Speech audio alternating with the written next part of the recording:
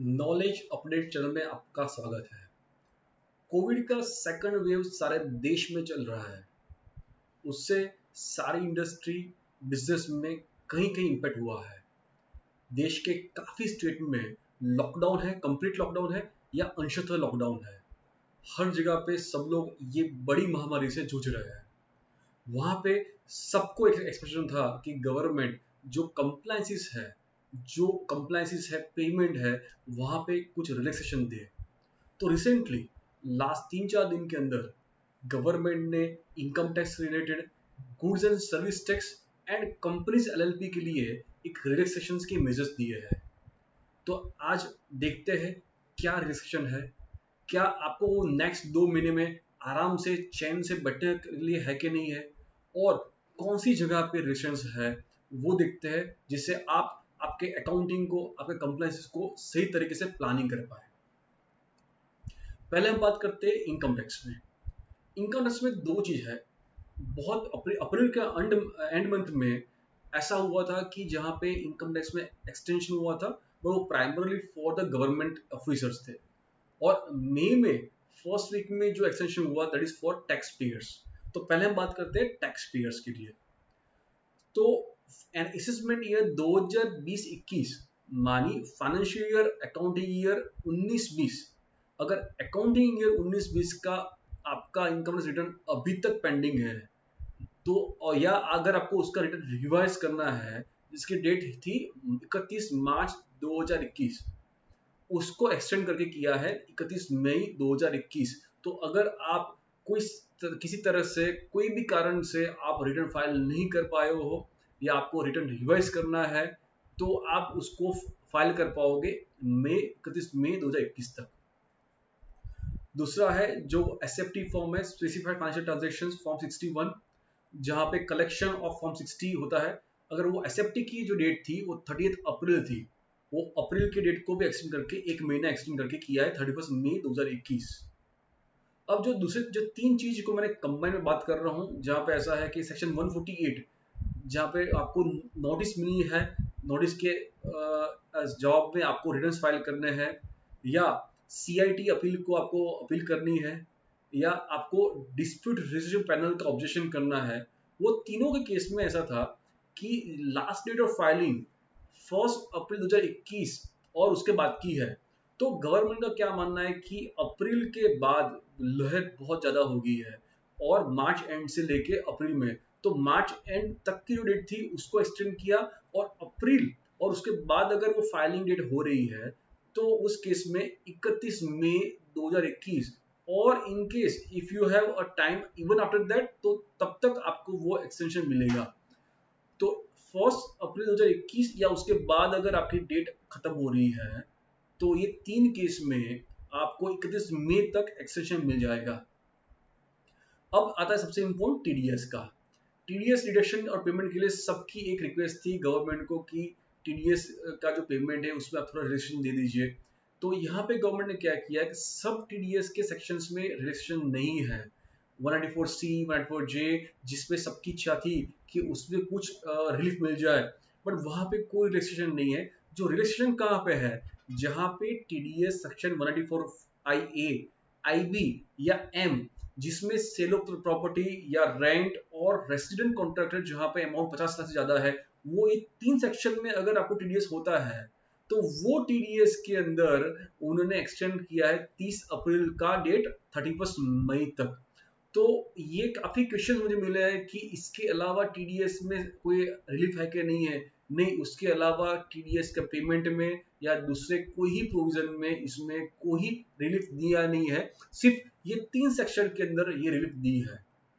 और पहले जो अप्रैल एंड में आया था प्रोविजन, वहां पे जो गवर्नमेंट ऑफिसर्स के लिए एक्सटेंशन था, वहां पे एक चीज ये भी थी कि अगर आपको पेमेंट करना है जिस पेएबल अंडर विवाद से विश्वास स्कीम, तो उसकी डेट जो 30 अप्रैल 2021 थी उसको एक्सटेंड किया, फर्दर एक्सटेंडेड टू 30 जून 2021। तो ये सब जो रिलीफ है वो टैक्स पेयर्स के लिए है। ये रिलीफ कितनी सही मायने में है, कितनी ज्यादा चाहिए, वो एक और क्वेश्चन है। बट यस, अभी हम बात करते हैं कि ऑफिसर्स, गवर्नमेंट के लिए क्या रिलीफ है।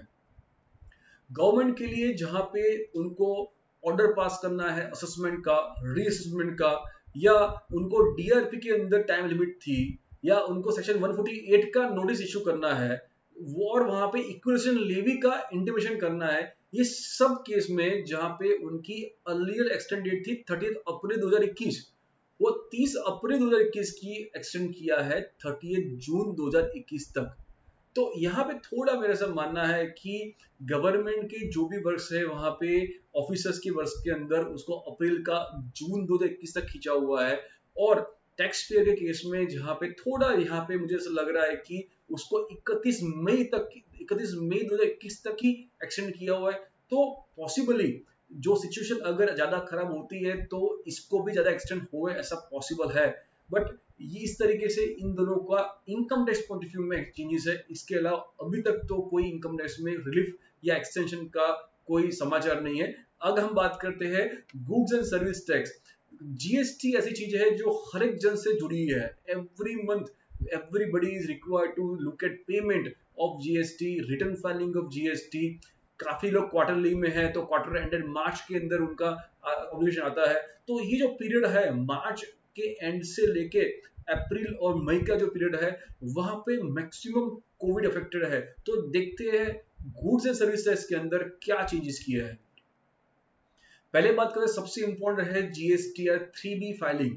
जैसे हम जो जीएसटीआर 3B फाइल करते हैं उसमें दो चीज का इंपॉर्टेंट है। फर्स्ट कि लेट फाइलिंग फी, आपने जो फॉर्म 3B फाइल किया लेट, तो आपको कितनी पेनल्टी होगी और पेनल्टी में वेवर है कि नहीं है। और दूसरा चीज ऐसी है कि इंटरेस्ट आपको पे करना है कि नहीं करना है। तो पहले हम बात करते हैं कि अगर आप 3B का फॉर्म जो फाइल लेट करते हो जहां पे 50 rupees per day, 100 rupees per day जो पेनल्टी है, वो पेनल्टी में मुझे क्या फाइन जो है वो फाइन मुझे लगेगा कि नहीं लगेगा, उसमें क्या एक्सटेंशन है। तो उसमें दो चीज है। पहले हम बात करते हैं category x state. Category x means which includes Chhattisgarh, Madhya Pradesh, Gujarat, Maharashtra, Karnataka, Goa, Kerala, Tamil Nadu, Telangana, Andhra Pradesh and Daman Diu, Pondicherry, Andaman Nicobar island, Lakshadweep. तो अगर आप कैटेगरी एक्स स्टेट में हो, जो जहां पे मेनली लेस देन 5 करोड़ के अंदर क्वार्टरली रिटर्न स्कीम्स के अंदर ये इश्यू था, हम बात करते कि अगर आपकी मंथली रिटर्न्स में आपका टर्नओवर 5 करोड़ से ज्यादा है, अगर आपका टर्नओवर 5 करोड़ से ज्यादा है तो मार्च का रिटर्न आपको फाइल करना है 20 अप्रैल 2021 तक। उसको एक्सटेंड किया है उन्होंने 15 दिन का। और अगर अप्रैल में भी 15 दिन का एक्सटेंड किया है अगर मोर देन 5 करोड़ टर्नओवर है। तो जहां आपका टर्नओवर लेस देन 5 करोड़ का है वहां पे एक्सटेंशन जो है वो 30 दिन का है। तो 20 अप्रैल से का 20 मई, 20 मई का 19 जून, और क्वार्टर रिटर्न स्कीम में भी 30 दिन का है। तो अगर आपने सिंपली सोचे को मोर देन 5 करोड़ है, लेट फाइलिंग फीस में से आपको एग्जेम्पशन मिलेगी अप टू 15 दिन, और अगर आप लेस देन 5 करोड़ है या क्वार्टर रिटर्न में हो तो आपको 30 दिन का आपको लेट फाइलिंग फी में से एग्जेम्पशन मिलेगा। तो कैटेगरी वाई जो है जहां पे प्राइमरी क्वार्टरली रिटर्न स्कीम्स के अंदर जो फॉल होते हैं, जिसका लेस देन 5 करोड़ है, जिसकी डेट 24 अप्रैल थी, उसका 24 मई तक होगा। तो इन जनरल क्या हुआ, 15 दिन का waiver for more than 5 crore, for rest 30 days waiver in case of less than 5 crore and QRMP scheme। तो ये है, बट ये क्या है, ठहरिए, it is only for the purpose of late filing fees. Interest के लिए अलग से अपने को एक्सटेंशन है।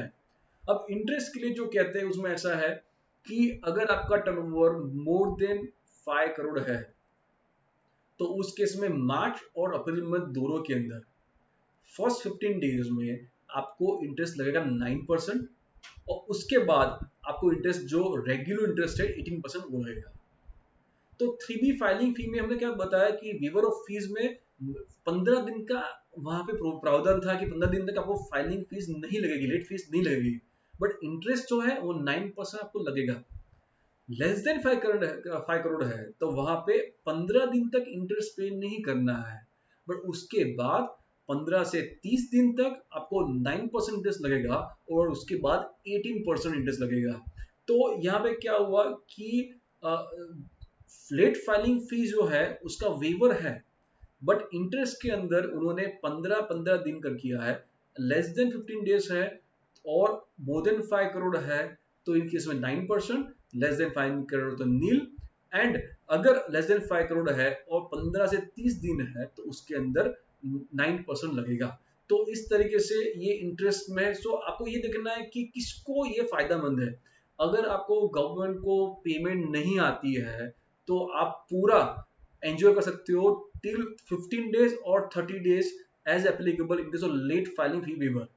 अगर आपको गवर्नमेंट को पेएबल आता है उस केस के अंदर आपको मोर देन 5 करोड़ है तो 9% इंटरेस्ट तो पे करना ही है 15 दिन में, उसके बाद 18% लगेगा। और अगर लेस देन 5 करोड़ है तो आपको फर्स्ट 15 दिन पे ही नील होगा।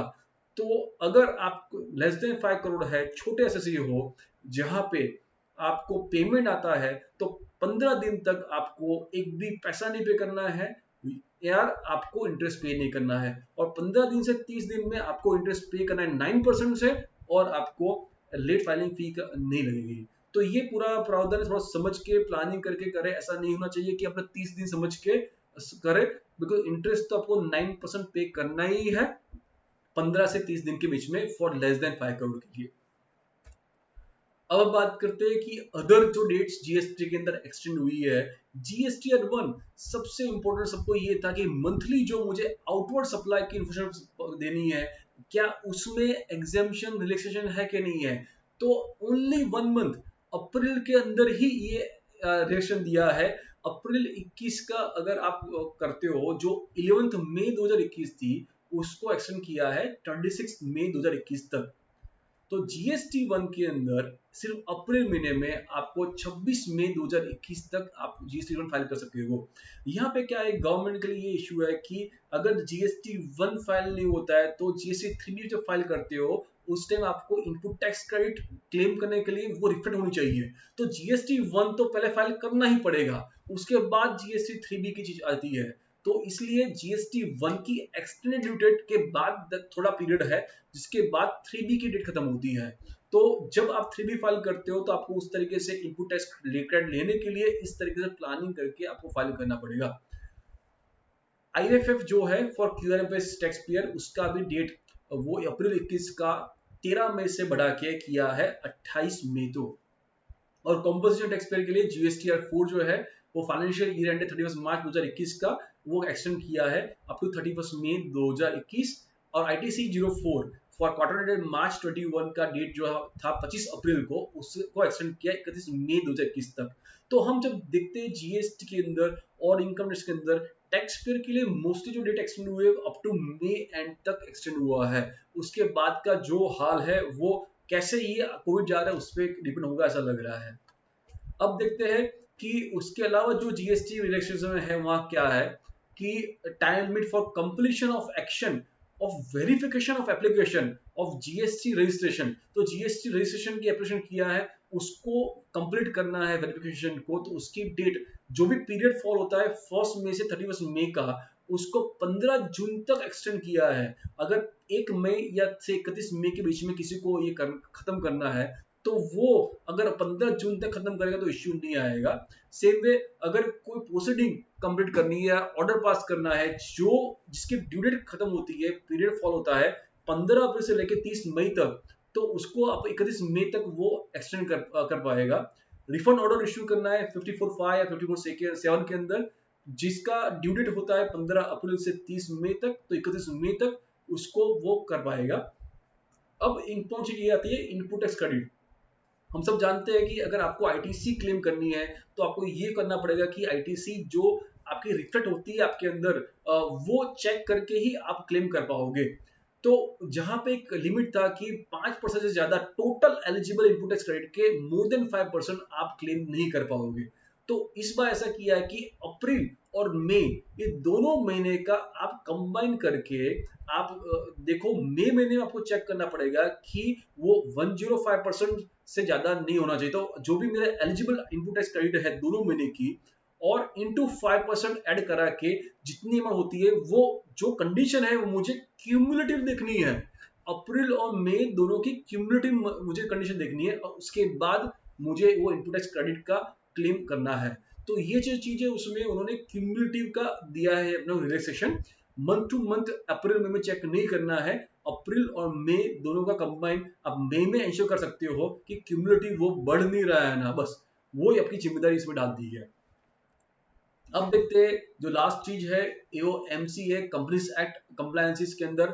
तो कंपनीज और एलएलपी दोनों के लिए एक सबसे इंपॉर्टेंट चीज है वो है फाइलिंग ऑफ फॉर्म्स।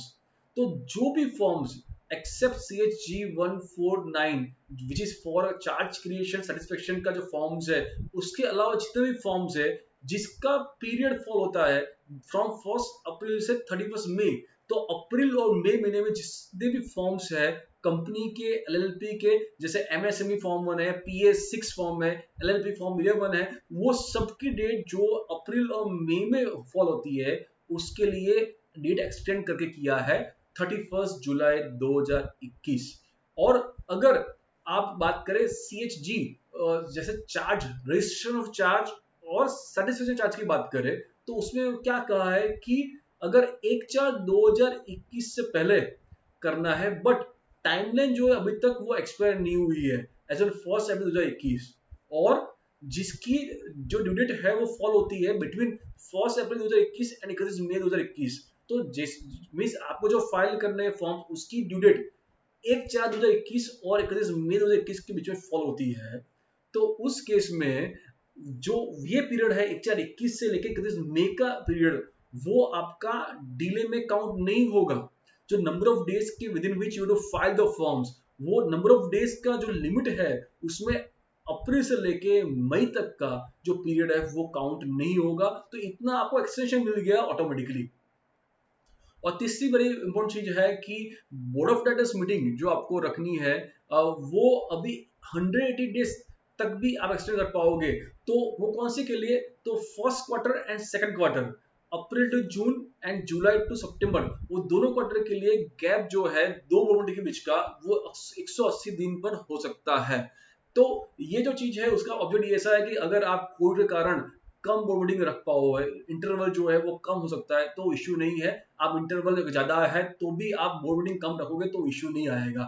तो ये तीन चीज है। यहाँ से ऐसा लग रहा है कि ओवरऑल कि इनकम टैक्स के अंदर भी रिलेक्सेशन है, बट जहां पे थोड़े रिलेक्सेशन टीडीएस फाइलिंग का है, जहां पे मुझे लगता है कि कोई ज्यादा सुझाव की जरूरत है, उससे के ऊपर एक्सटेंशन आना चाहिए आ सकता है। जीएसटी के अंदर भी एक्सटेंशन दिया है, बट थोड़ा उसमें प्लानिंग करना पड़ेगा बिकॉज काफी जगह ऐसा है कि आपको लेट फाइलिंग फी में वेवर है और इंटरेस्ट 9% लग सकता है।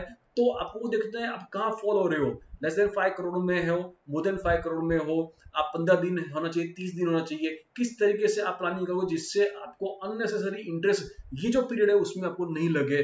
और एमसीए के अंदर तो बहुत अच्छा उन्होंने नोटिफिकेशन किया है कि जितने भी कंपनीज और एलएलपी दोनों के लिए अगर फॉर्म जो है वो आप बिटवीन दिस पीरियड फॉल होता है अप्रैल मई के अंदर, तो जुलाई 2021 तक का एक्सटेंशन दिया है। तो I hope this will be helpful to you and useful to you. Please forward this to anybody which you feel is useful to them, and like and subscribe to the channel. Thank you so much. Stay safe. That is the most important thing for all of us in these situations.